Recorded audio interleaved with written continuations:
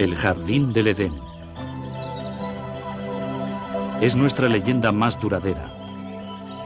Una historia que se halla en multitud de grandes civilizaciones.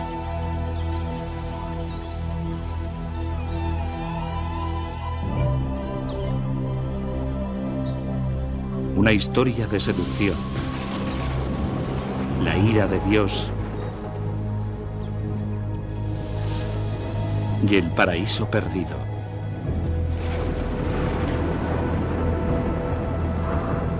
¿Pero es tan solo una fábula? ¿Existe alguna evidencia que demuestre la veracidad de las grandes historias de la Biblia? ¿Existió un lugar como el Edén?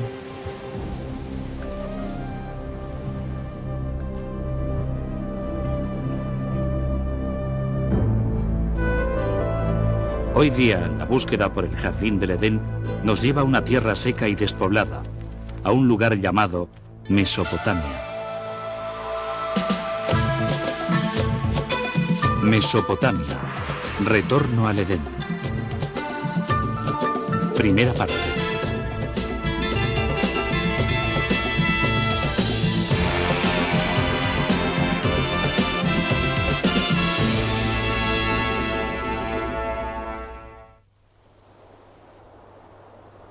Aquí se sembraron las primeras semillas de la civilización humana.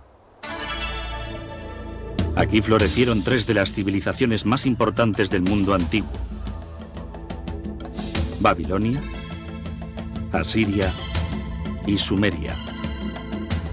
Entre sus ruinas, los creyentes han buscado durante largo tiempo las respuestas a las incógnitas más profundas de la Biblia, mientras los arqueólogos han recorrido estas tierras en busca de los orígenes históricos de la fe.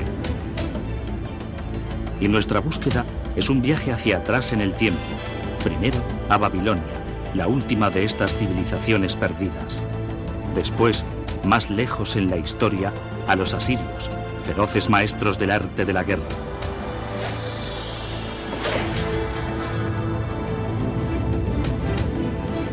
Y finalmente, a un punto tan distante en el pasado que solo el Edén podría haberlo precedido. A Sumeria y la creación de la propia civilización humana.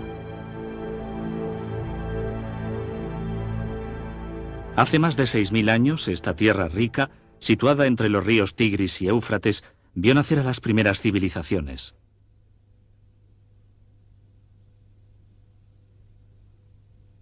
Los griegos lo llamaron Mesopotamia. Nosotros lo llamamos Irak. Destapando las capas de historia que se encuentran aquí, podemos descubrir los orígenes de nuestras leyendas más antiguas y viajar hasta las raíces más profundas de la fe. Nuestro viaje empieza por el lado oeste de Mesopotamia, en Israel. Un descubrimiento casual en 1947 centró la atención del mundo entero en la arqueología y en la Biblia. Dos pastores beduinos pasean con sus cabras por los precipicios de Qumrún, a unos pocos kilómetros de Jerusalén. En el desierto seco y soleado, advierten una cueva pequeña, escondida en una pendiente rocosa. Intrigado, uno comienza a trepar.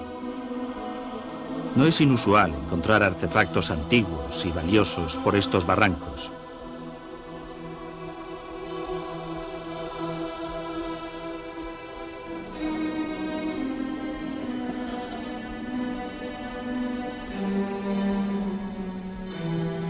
Dentro de la cueva, el pastor descubre los restos de ollas antiguas, fragmentos de rollos de escritura y unas hojas de papiro, todos intactos desde la época de Jesús. Estos escritos, realizados por una secta de judíos llamada los Esenios, fueron conocidos en todo el mundo como los manuscritos del Mar Muerto. En otras cuevas de la zona, llegaron a desenterrar cientos de rollos de escritura. Uno de ellos se confirmó como la versión más antigua del Viejo Testamento. Contenía los primeros 5 libros de la Biblia, conocidos por los judíos como la Torá. Los manuscritos del Mar Muerto se convirtieron en el centro de una enorme polémica internacional. Los expertos y teólogos se pelearon por su propiedad y su significado. La sensación fue increíble. Esto fue descrito como uno de los hallazgos arqueológicos más destacados de la historia. Son preciosos para los judíos porque son de origen judío. Son de un periodo crucial en la historia judía. Y son preciosos para los cristianos porque son contemporáneos de Juan Bautista, Jesús, etc. Así pues, proporcionan mucha información, pero además de su valor histórico, existe una gran carga emocional ligada a esta colección de escritos. La Biblia se ha estudiado tanto desde el punto de vista sagrado como desde el punto de vista histórico. Una Torá tradicional siempre se escribe a mano. Las palabras se pronuncian en voz alta mientras las apunta el escriba, convirtiéndose así en una oración viva. Cada Torá se considera sagrada desde el principio de su realización. Pero la exactitud histórica de la Biblia no ha sido fácilmente comprobada. Es un esfuerzo que continúa hoy en día. Algunos de los libros de la Biblia son excelentes textos históricos. De hecho, son los libros históricos más antiguos que tenemos. Y son bastante precisos, pues tenemos referencias recíprocas de otras fuentes. Y son muy parecidos. Así pues, son muy importantes. El descubrimiento de los manuscritos del Mar Muerto fue el hecho más célebre de la arqueología bíblica, pero no el primero. El impulso de explorar la historia bíblica tiene una venerada tradición. Es una búsqueda que empezó en Tierra Santa, pero que acabó en Mesopotamia.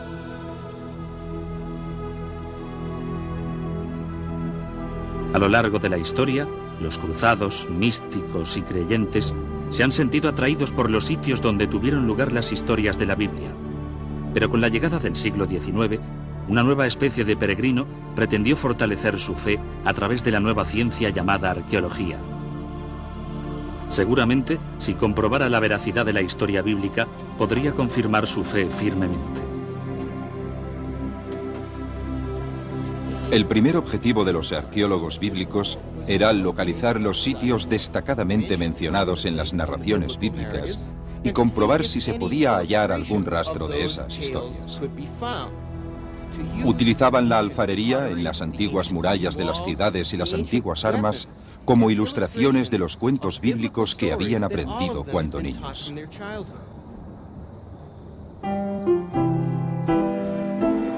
Impulsados por la ilusión de los primeros hallazgos, los expertos del mundo entero se apresuraron a acotar su terreno en la versión bíblica de la fiebre del oro.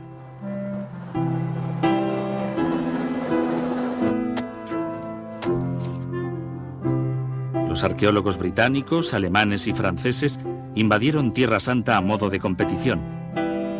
Formaban equipos de investigadores teológicos excavando por la patria y por Dios.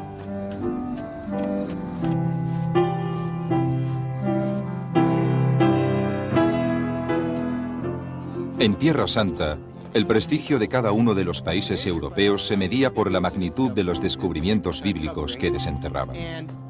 Una de las batallas políticas más fuertes de la historia de la arqueología bíblica fue el descubrimiento de la célebre piedra moabita. En 1868, en el interior de la tierra de Moab, beduinos de la tribu Bani Hamidé tropezaron con una misteriosa tabla de piedra enterrada en el desierto. Los miembros de la tribu conocían bien el valor que tenían las antigüedades de la zona para los europeos. El primer europeo en enterarse de la curiosa piedra negra fue el reverendo Frederick Augustus Klein. Klein partió inmediatamente atravesando una tierra yerma infestada por bandidos y acompañado únicamente de un reducido grupo de guías beduinos. Klein era un misionero, no un arqueólogo. Cuando vio por primera vez la peculiar entalladura de basalto, sintió una gran excitación. Sospechaba que la tabla negra podría confirmar sus creencias más profundas.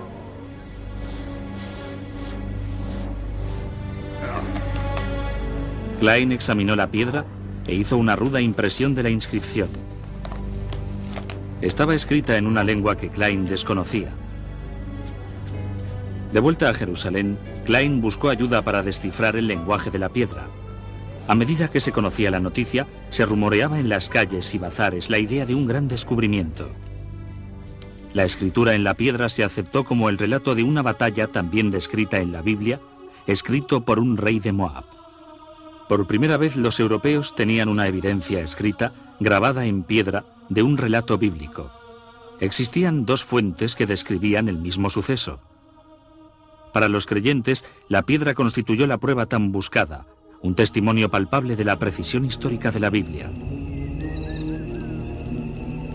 Muchos intentaron comprar la piedra, pero los beduinos tenían muchos motivos para ser desconfiados. En varias ocasiones habían sido engañados y robados por los buscatesoros europeos.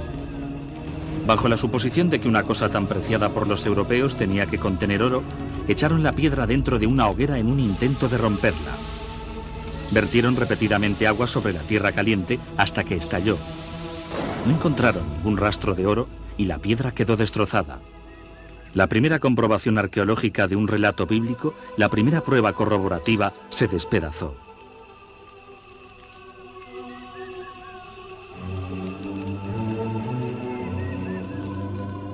La pérdida de la piedra fue un desastre, pero no puso fin a la búsqueda de tesoros bíblicos. La propia Biblia, ahora confirmada como texto histórico, indicaba el camino hacia un punto todavía más remoto en el tiempo. Un punto a más de 2500 años atrás, a un gran imperio regido desde Babilonia, hasta el mismo momento del nacimiento de la Biblia.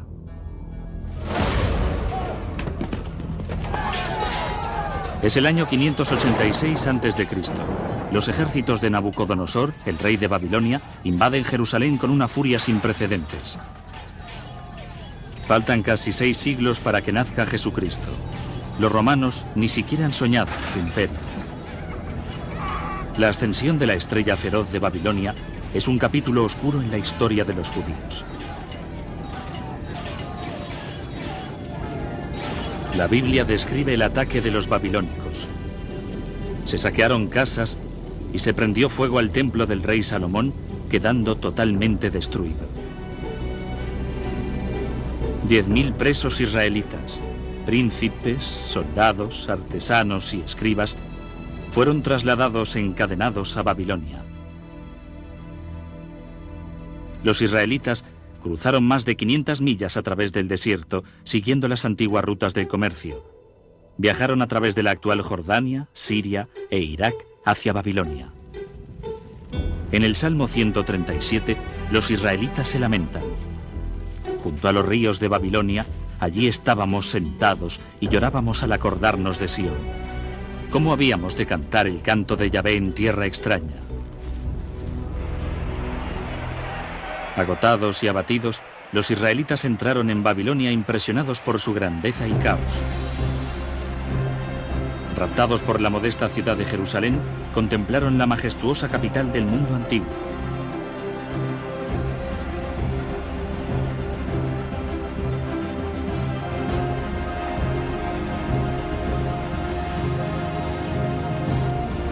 Pero de alguna manera, los israelitas lograron no solamente cantar la canción del Señor en esta tierra extraña, sino también ponerla por escrito. Poner por escrito la tradición oral es formalizarla. Se transforma en un texto que la gente puede criticar o acoger como la única verdad.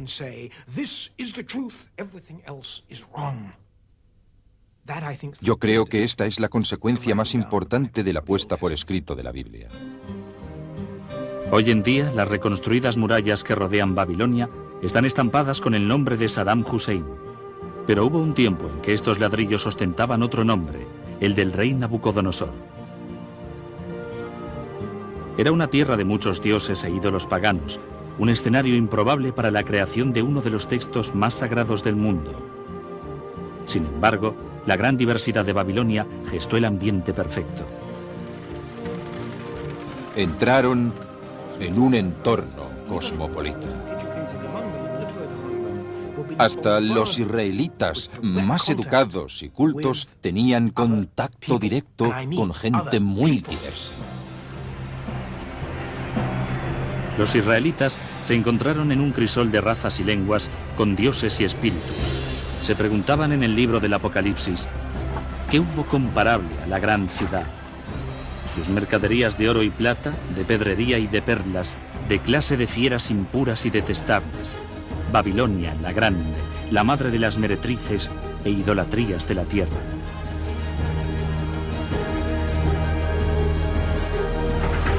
Pero a pesar de todas las idolatrías, o quizá como consecuencia de ellas, aquí la Biblia se convirtió en un libro. Amenazados por una nueva cultura poderosa, los escribas hebreos se apresuraron a preservar e identificar la identidad judía. A lo largo de 3 generaciones, los escribas unificaron la tradición oral de Israel, las escrituras nuevas y los textos sagrados en un solo manuscrito. Nació la Biblia. Afortunadamente para los israelitas, los babilónicos eran una gente bastante tolerante. Les dejaron mantener su propia cultura y su religión, así como estudiar sus propios libros. De este modo, se ha preservado la Biblia hasta hoy en día. Pero durante el proceso de creación de la Biblia en su largo exilio, la cultura babilónica llegó a influir profundamente en el trabajo de los escribas israelitas. Entre los exiliados, supongo que se contaron muchos sabios. Hablaban entre ellos. Estoy seguro que de esta manera se transmitía gran parte de la información. Este intercambio de ideas y conocimientos tenía que ser extraordinario. La Biblia llegó a rubricar cuentos y tradiciones de Babilonia y de civilizaciones de Mesopotamia todavía más antiguas. Los israelitas no podían ignorar la cultura floreciente ni los monumentos grandiosos de Babilonia. Sus templos estaban entre las estructuras más importantes del mundo antiguo. Los grandes edificios públicos, el paseo ceremonial, el palacio de Nabucodonosor con sus jardines colgantes de leyenda, las palmeras, el río. Al pasar por la puerta de Ishtar uno se sentía empequeñecido.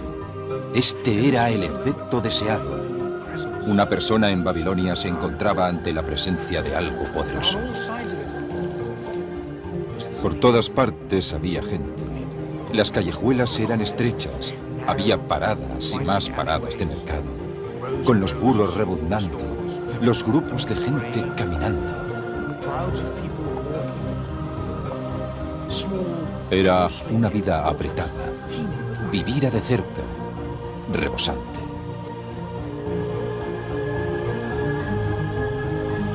Y fue aquí, según cuenta la Biblia, donde uno de los monumentos más extraordinarios del mundo antiguo tocaba el cielo, la Torre de Babel. Durante generaciones, los aventureros y peregrinos esperaban que al hallar la famosa torre se confirmaría la veracidad de los relatos bíblicos. Un buscador fracasado escribió: Que no se atreva ningún hombre a acercarse a la torre, pues es un desierto, poblado de dragones y serpientes enormes y lleno de diversas bestias venenosas. Los peregrinos medievales pensaban que habían encontrado la torre, este minarete en el norte de Irak.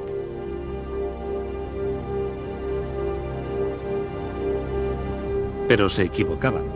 Esta torre se construyó 1500 años más tarde y lejos de las murallas de Babilonia. Quizás la posibilidad más interesante es la que propuso Robert Koldewey, un arqueólogo alemán. A principios del siglo XX descubrió un barranco rectangular que contenía algunos ladrillos antiguos. Muchos expertos creen que Koldewey encontró los únicos restos que quedan en la famosa torre. Los grandes monumentos de Babilonia impresionaron a los escribas bíblicos. Pero su legado más duradero, que aún perdura, es una innovación todavía más impresionante: el Código de Leyes escrito. La piedra tallada es una reliquia fascinante. Perdida durante cientos de años, volvió a aparecer a finales del siglo XIX. Una piedra tallada con uno de los documentos jurídicos más importantes de todos los tiempos. 1200 años antes de que los israelitas fueran apresados, un rey babilónico hizo tallar esta piedra con las leyes que llevan su nombre, el Código de Hammurabi. Estas escrituras pueden ser interpretadas como las precursoras de los códigos legales que se detallan en los libros Éxodo, Levítico y Deuteronomio. En las sociedades que solo transmitían sus conocimientos y leyes oralmente, los precedentes eran muy importantes. Pero cuando se pusieron por escrito, aquellos que las escribían tenían un poder inmenso. El Código de Hammurabi ha tenido gran influencia en casi todas las civilizaciones que han seguido a Babilonia. Hoy en día, incluso algunos de sus métodos de juicio más primitivos sobreviven en su forma original. Hammurabi describía un rito llamado la ordalía, una prueba dolorosa, incluso a veces mortal, de culpabilidad o inocencia. En algunas remotas tribus beduinas todavía se practica la ordalía de la misma manera que en el tiempo de Hammurabi. En estas imágenes, un líder espiritual, llamado el Mubashi, juzga a los acusados tras examinar sus lenguas después de lamer una cuchara de hierro calentada al rojo.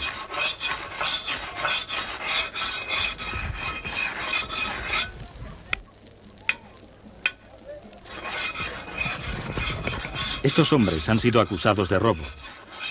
Se tienen que someter a la ordalía o, por defecto, ser declarados culpables. Los familiares miran ansiosamente mientras los jóvenes se preparan para el doloroso rito.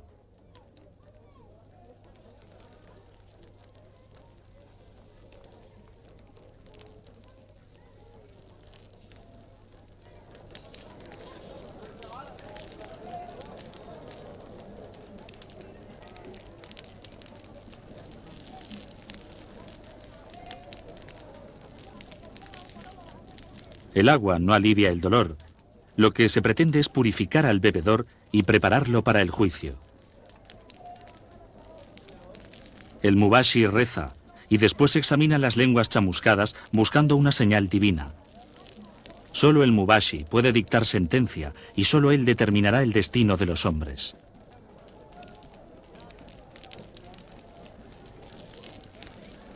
Finalmente, el veredicto. Uno de los hombres es hallado inocente, lo que alivia grandemente a su familia. El otro no es tan afortunado. Declarado culpable, será castigado por su crimen. La ordalía es, en el mundo moderno, una herencia de Hammurabi. Pero las leyes de Hammurabi alcanzaban el presente de manera más directa aún, a través de la Biblia. No robarás. No desearás a la mujer de tu prójimo.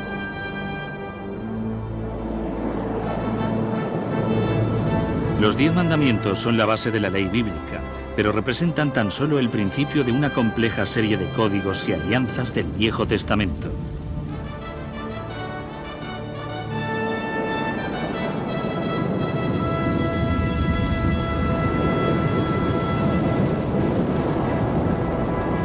Y en estas leyes se oye la voz de Hammurabi claramente. Hammurabi estableció las leyes, aunque no innovó demasiado.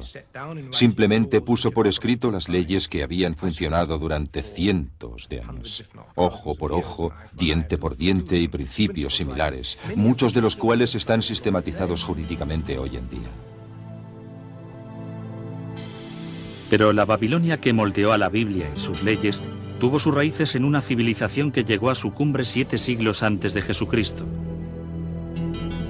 Era el imperio brutal de Asiria, un lugar que la Biblia llamó una tierra bañada en sangre.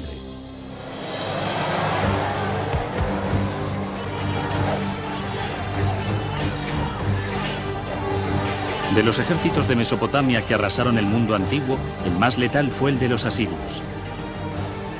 En la Biblia, los asirios son la última manifestación de tiranía sangrienta y opresión más despiadada.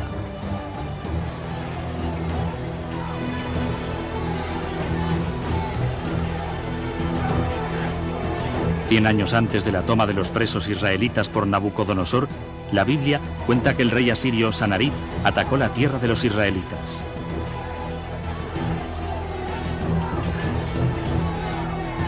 En el segundo libro de los Reyes, los israelitas se lamentan. Mirad lo que han hecho los asirios con nuestras tierras, están totalmente devastadas.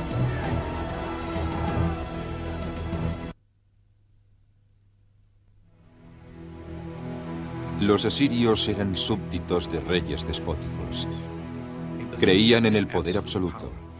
El poder absoluto representa el control y casi invariablemente este poder se mantiene a merced de la eficacia y fuerza militar.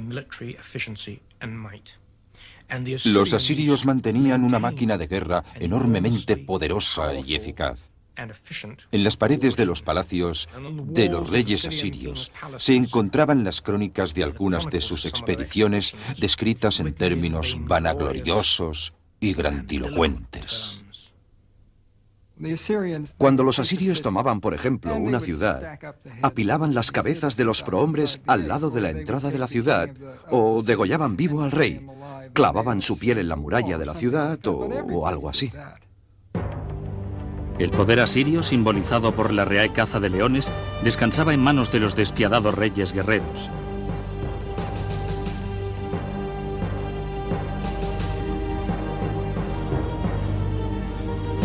Incluso la Biblia muestra su admiración. El asirio. Cuantos estaban a su sombra entre las naciones y auxiliares. Cuando la ciudad de Roma se encontraba en su infancia, Asiria era el imperio más grande del mundo. Durante más de 1000 años, los detalles sobre la civilización asiria eran escasos. Ni siquiera se conocía su gran capital, Nínive. Pero en 1852, estas ruinas fueron exploradas por el arqueólogo británico Austin Henry Layard. Lo que Layard encontró aquí, en el norte de Irak, era el Palacio Real de Nínive, un tesoro impecable de la civilización asiria. Perforando la tierra como un minero, Layard descubrió grandes toros alados y espectaculares obras de arte escondidas a la vista durante un milenio. Este descubrimiento asombró al mundo entero. Nínive suponía el hallazgo de otra ciudad bíblica, otra confirmación de la exactitud histórica de la Biblia. Pero el descubrimiento más trascendental de Layard fue la gran biblioteca de Nínive. Una colección extraordinaria de 22.000 tablas de barro, labradas con la escritura cuneiforme de los asirios. Bueno, quiero decir que la única comunicación con la gente del mundo antiguo es lo que dejaron en sus escrituras. De esta manera podemos saber lo que comían, cómo eran sus relaciones familiares, su política y cómo interpretaban la religión. Los detalles de la vida cotidiana de los asirios revelan una sociedad patriarcal, un mundo en que los plebeyos y especialmente las mujeres ocupaban un bajo nivel social. Muy joven, cada mujer asiria, antes de casarse, iba al templo de Ishtar y se sentaba en los escalones. Esperaba hasta que algún hombre dejara caer una moneda en la falda de su vestido. Entonces se adentraba en el templo con él, obligada a rendirse ante sus deseos. Pero en este mundo despótico existía una cierta justicia. En el matrimonio, hasta una esposa tenía ciertos derechos. En su contrato de matrimonio, una mujer podía estipular que su marido no tuviera otras mujeres. También podía estipular que él tuviera las prostitutas que le diera la gana, pero ninguna mujer más. Pero si las mujeres asirias de a pie tenían un estado social limitado, unos descubrimientos recientes revelan que las reinas asirias disfrutaban de grandes privilegios. En 1989, un hallazgo asombroso tuvo lugar en el Palacio Antiguo de Nemrod, en el norte de Irak. Los expertos lo consideraron el descubrimiento más importante desde la tumba del faraón Tutankamón, el tesoro de Nemrod. Mientras limpiábamos algunas de sus habitaciones, descubrimos las indicaciones de unas bóvedas subterráneas. Lo sacamos todo y al examinarlo nos dimos cuenta de que teníamos los restos mortales de al menos 2 reinas. Unas pulseras de oro puro todavía adornaban sus huesos. Un tesoro real sepultado más de 2000 años atrás. Estas imágenes extraordinarias, tomadas por unos arqueólogos de Irak, sirven de archivo de estos hallazgos impresionantes. Por primera vez, la tumba de una reina asiria había sido descubierta intacta. El sepulcro real todavía llevaba una maldición para proteger a sus ocupantes. Si alguien me saca de mi tumba, que su alma vague sedienta bajo los crueles rayos del sol, y que inflijan su cadáver y espíritu con malestar eterno los grandes dioses del infierno. Ignorando la maldición, los arqueólogos excavaron más de 57 kilogramos de joyas hermosas, copas de cristal y grabados exquisitos. Los antiguos asirios eran maestros orfebres, pero la importancia de este tesoro excede mucho a su valor en oro. Cuando morían, las reinas asirias eran obsequiadas con abundantes joyas, pero en vida eran los reyes quienes forjaban la historia. Eran reyes con gusto por los imperios.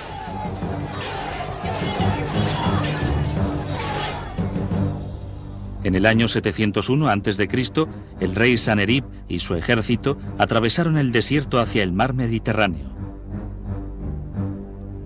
Los bravos asirios se empeñaron en conquistar todo lo que encontraron en su camino: las ciudades de Judá, incluso Jerusalén, y su rey desafiante, Hezequía.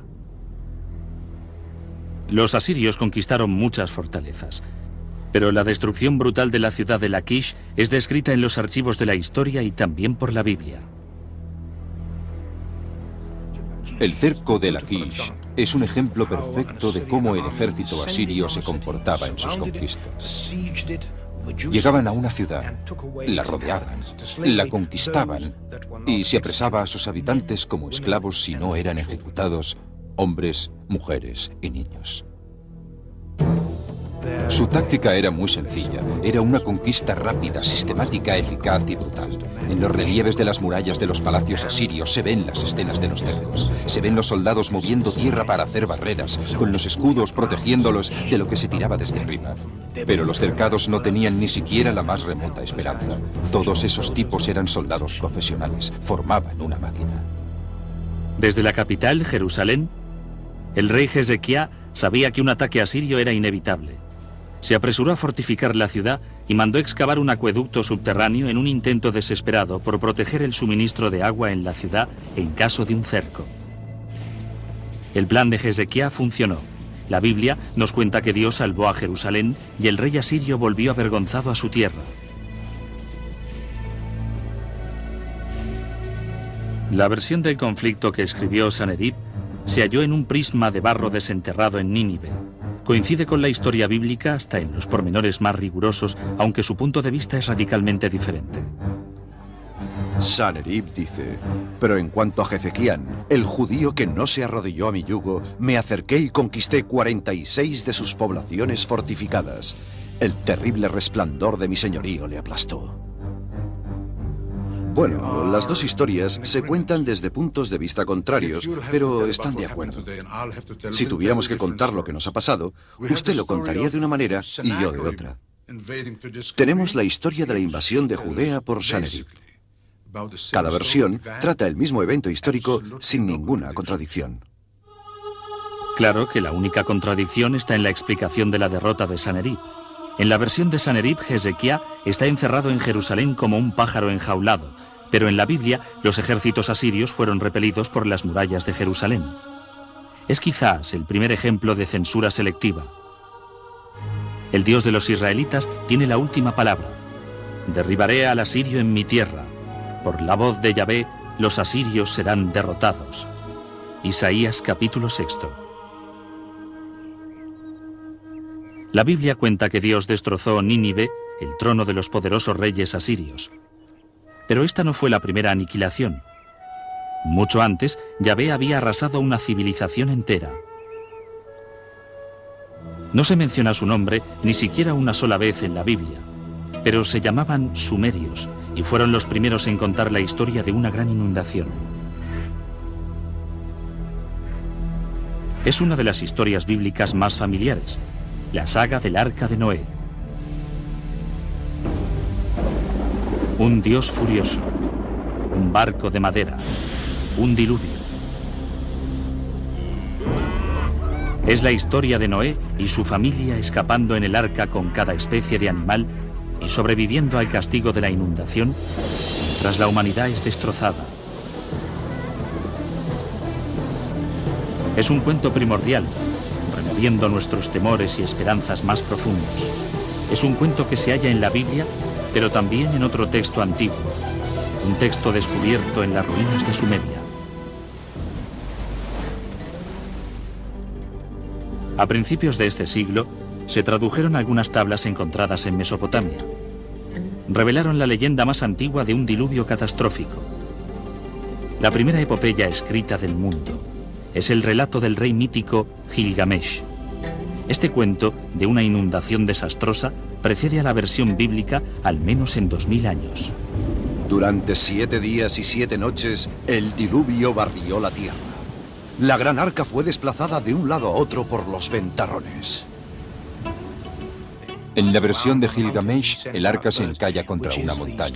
El marinero suelta pájaros, así que el relato tiene un fin misteriosamente similar al de la Biblia. Es un cuento fabuloso.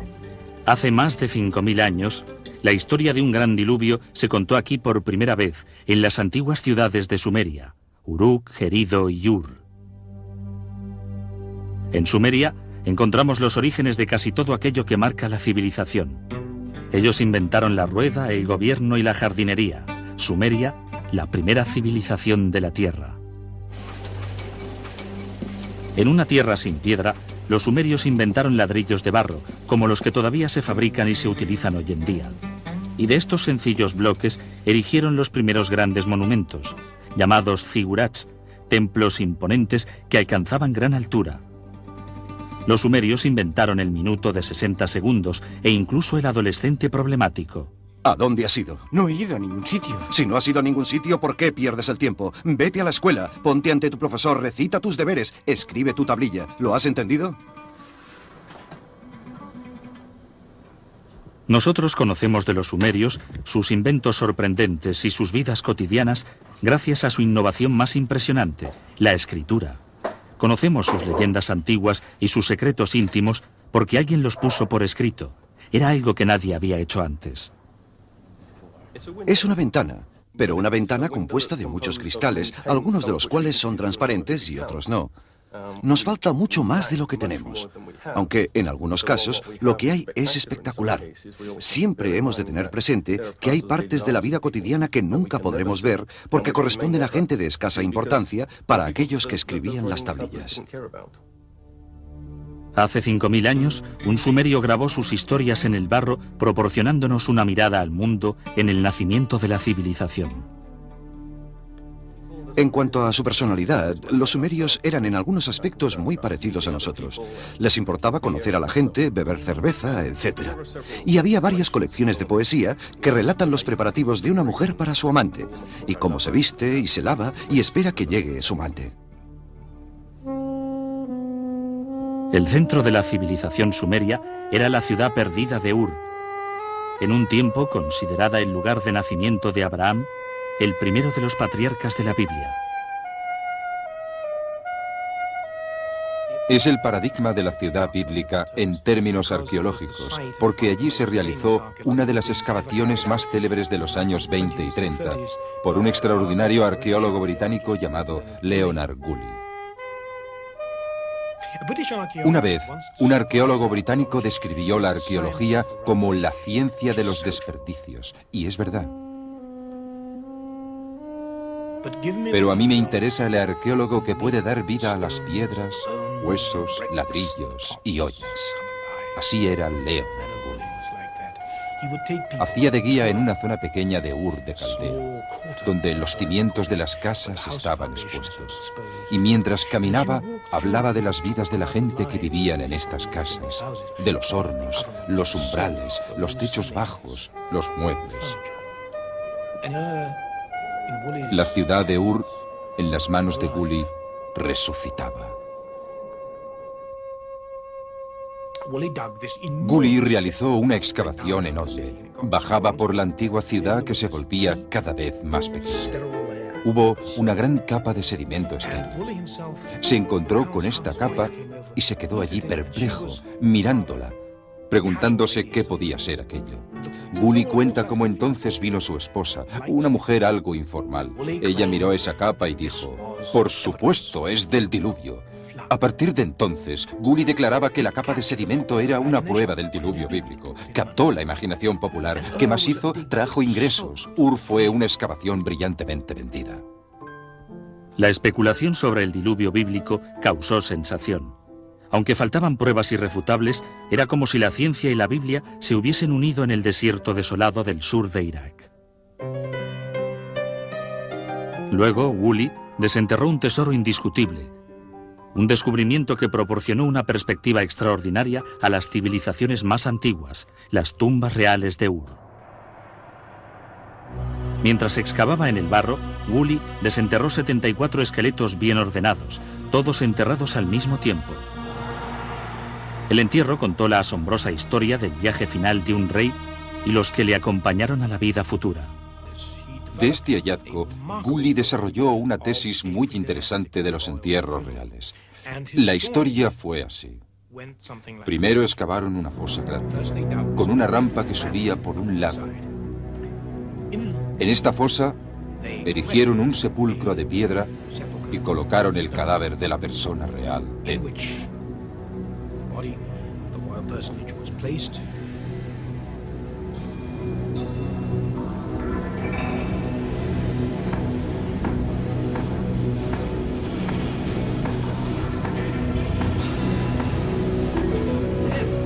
Entonces, la corte entera entró en la fosa.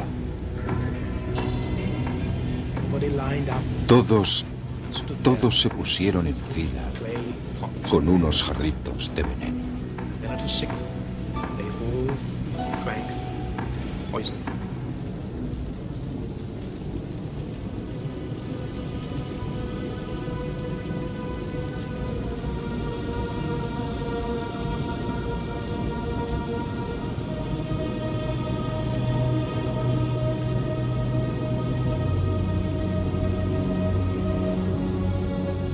Se tumbaron y murieron. De esta manera, el príncipe se fue a su tumba, acompañado por todos sus servidores.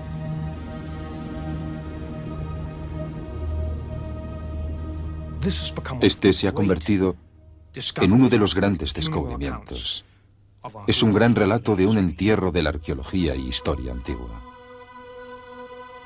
El descubrimiento de las fosas en Ur constituyó un triunfo para la arqueología.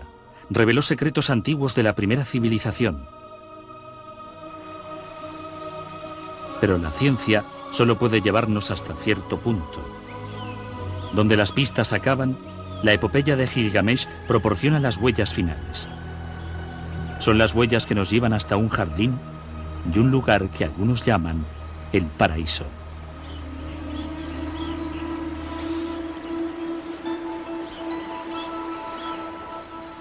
Ah, el jardín del Edén. Al principio Dios creó el cielo y la tierra. Es un cuento familiar. De este tipo de mitos hay en casi todas las civilizaciones. Como también suele haber un mito de la búsqueda del paraíso. Es el deseo apremiante de un mundo mejor. Los jardines del Edén, el paraíso, es el deseo de la gente de tener una vida menos complicada. Una vida fácil o un premio por haber trabajado tan duro. En la antigua epopeya sumeria de Gilgamesh, el paraíso se llama Dilmun. Es un lugar más allá del umbral de la morada humana normal. Así es como figura en la versión sumeria del mito del diluvio. Es allí donde el sobreviviente del diluvio se va a vivir. Y hay otros mitos que describen Dilmun como un lugar donde todo era perfecto. Dilmun figura en las leyendas de Mesopotamia como una especie de jardín del Edén. Es un lugar de un intenso verde, con agua abundante, vientos frescos y brisas. Es un lugar maravilloso, un lugar perfecto. Sin embargo, también es el territorio de una serpiente. En la epopeya antigua, la serpiente roba la flor que otorga la inmortalidad. Así como Adán Gilgamesh ha de dejar el jardín y morirse.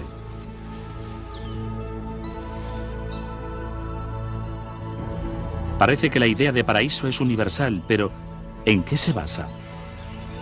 Las huellas indican un lugar encantado, pero real. 400 millas al sur de la antigua ciudad sumeria de Ur, se encuentra la isla de Bahrein. Era una importante plaza de mercado en las rutas del comercio que atravesaban los desiertos áridos y los mares salados de Mesopotamia. Hoy en día, Bahrein es mucho menos que un paraíso, pero hubo un tiempo en que era floreciente. Esta isla tenía agua abundante y, como resultado, vida. Hace mucho tiempo, esta isla era Dilmun. ¿Pero era el paraíso? En comparación con el desierto que le rodea, parece ser que sí. Había tanta agua aquí que lo que es ahora una isla desierta, entonces florecía. Era un jardín, ofreciendo ricos y variados frutos. Y vivía aquí una gente que aparentemente llevaba una vida bendita. Más de 85.000 montículos de tierra, indicando el lugar de tumbas, están repartidos por toda la isla. Probablemente es la mayor cantidad de tumbas en una sola zona del mundo antiguo. Los antiguos huesos nos demuestran que esta gente era más alta y sana y vivía más años que cualquier otro colectivo de la región. En los montículos hay otra asombrosa huella.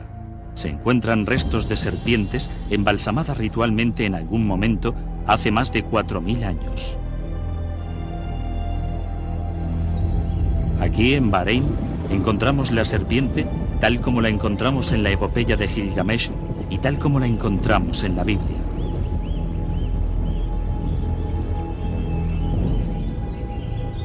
Nuestro viaje hacia atrás en el tiempo ha recorrido las tierras donde los babilónicos, los asirios y los sumerios pisaban la tierra. Pero, ¿es posible aventurarse todavía más allá, a la tierra que oculta los pasos del propio Adán?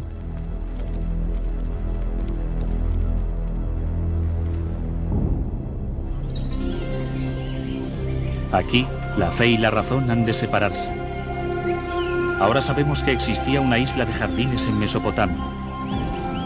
Si lo deseamos, podemos creer que era el paraíso.